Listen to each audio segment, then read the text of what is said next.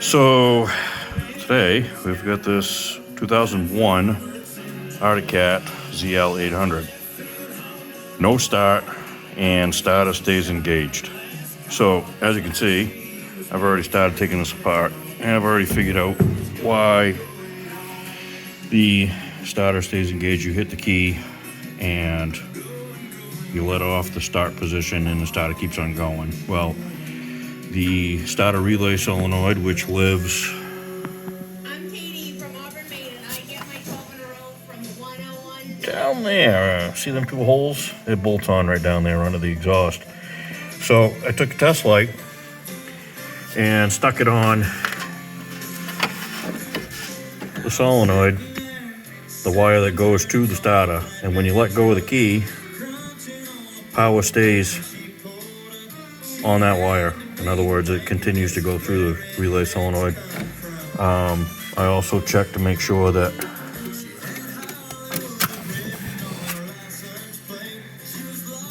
this red wire right here is power from the key switch. So when you put it in the start position, it energizes this wire and engages the solenoid. That was shutting off. So in other words, you let go of the key out of the start position and that would shut off. So we got a new solenoid. We're gonna put that in. The other issue, like I said, was the no start. So I pulled the airbox out, pulled the carburetors off, and what I found was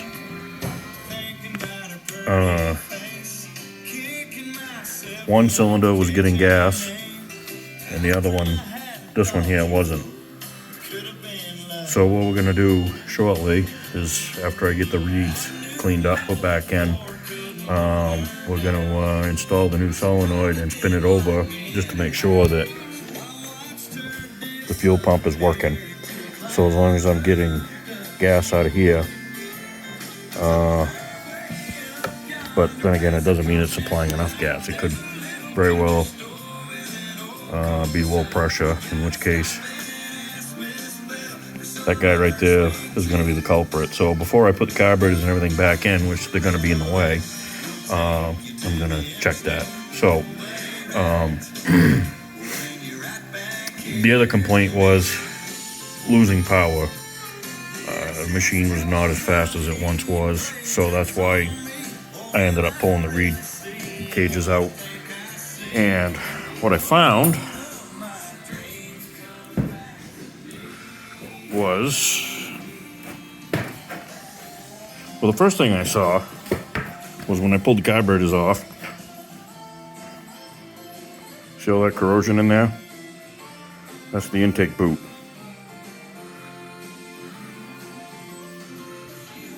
See all that corrosion on there?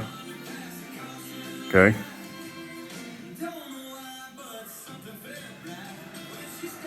That's an issue. All right, that was not sealing. I'm sure that was creating a vacuum leak. Also, see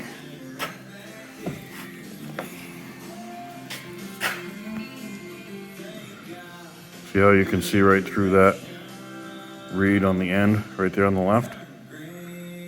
See that one there on the right? They're not closing. Same thing on the other side. Okay. So, originally, I took the pedals off, flipped them around, and that didn't work either. So what I found is, you see how the backside of this is all corroded as well, but look inside. You see that corrosion in there? And you see the rubber right there is all distorted. And right there, on both sides. That's actually creating a hump underneath that screw on the right. So when you tighten those 4 screws down, when you're pushing down on the back side of the pedal, right there, which is lifting it up. So we're either going to replace these reed gauges or see if we can't fix them. One of the two. And they're both the same. You see that one on the left? This one I've already messed with a little bit, experimenting, and I was able to get that bottom pedal on the left right there. I was able to get that one to seat back down again, but we still have all this corrosion issue to deal with. And like I said, if I can't save them, we're going to replace them. But in the meantime, I went ahead and cleaned up this intake boot. I got most of the corrosion out of it. Okay. And on the back side. So what I'm going to do now is I'm going to take a little bit of engine oil. I'll use a little 2-stroke oil and just lightly coat the surface right here. Let me set this down. So I'm going to put a film all the way around, okay, in there and in here. And what's that's going to do is that's going to soften up the rubber and help get rid of the rest of that corrosion, so you'll get a better seal. You don't necessarily need to replace these unless you find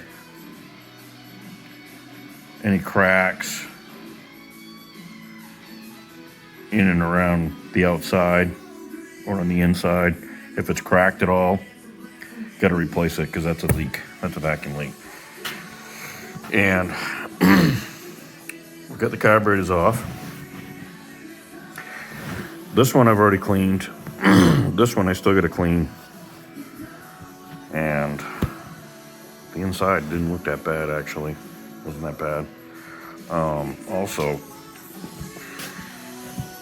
we're going to end up doing a compression check on this thing too, but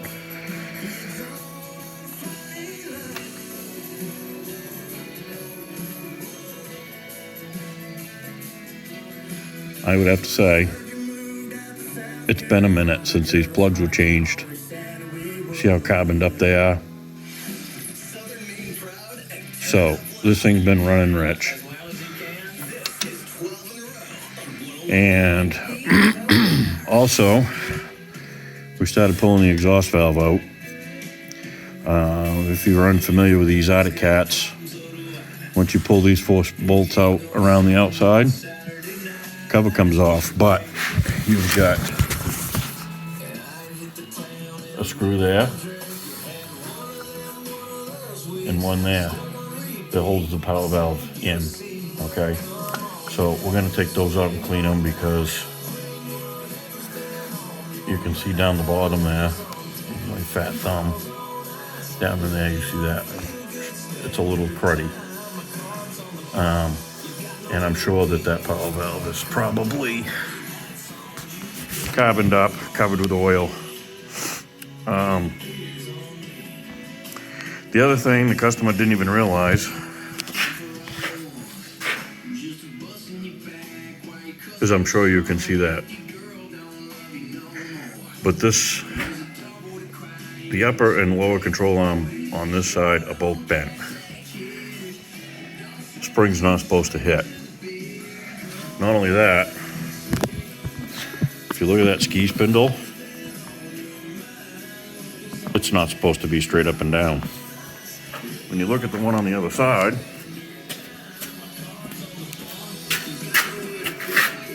you see how it's tipped back towards the seat? And the spring is not touching the control arm. Right? So that's got to be fixed. You gotta straighten that out on the other side.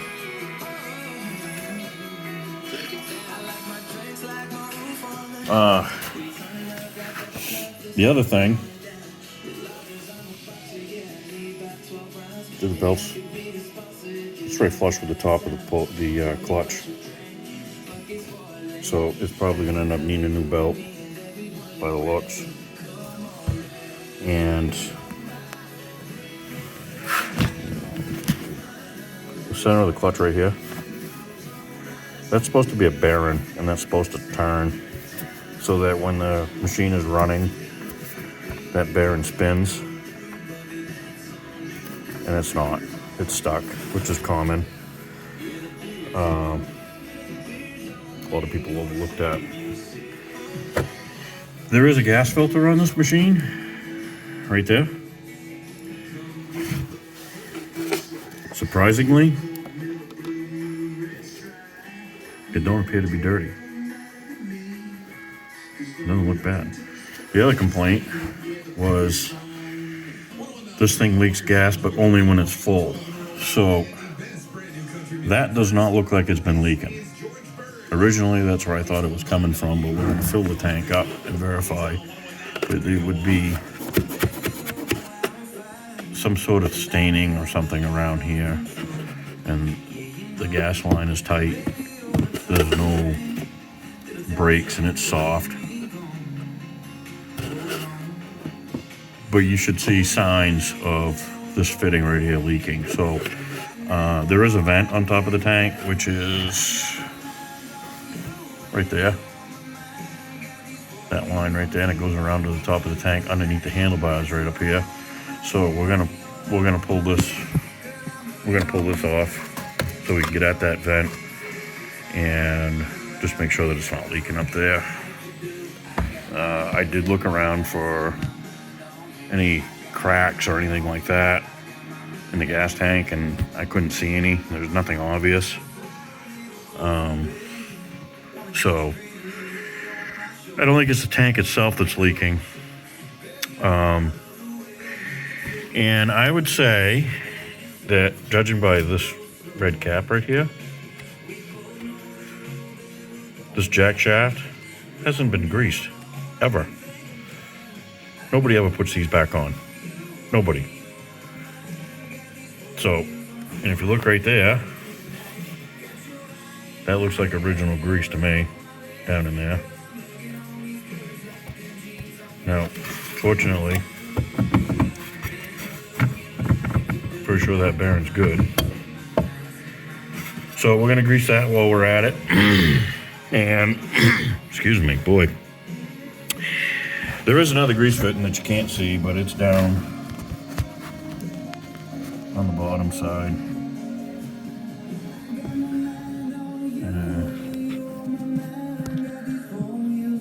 I can't get it on camera, but anyway, that's the speedometer attachment. It goes on the end of the axle shaft, drive axle, and there is a grease fitting down there. Right, well, it's hard to see, but it is right there. It's right there on top. So that's never been greased as far as I can tell. And it's just neglect. The clutches are gonna all be cleaned. And then of course we gotta go underneath and check the suspension and stuff under there, but for right now, so if you guys have one of these sleds and you're having this same issue with the starter staying engaged, 9 times out of 10, it would be the starter relay, which I took it apart and I was gonna clean it up and fix it, put it back together. And I already put it all back together again, but what ends up happening is underneath these 2 studs on top, right here,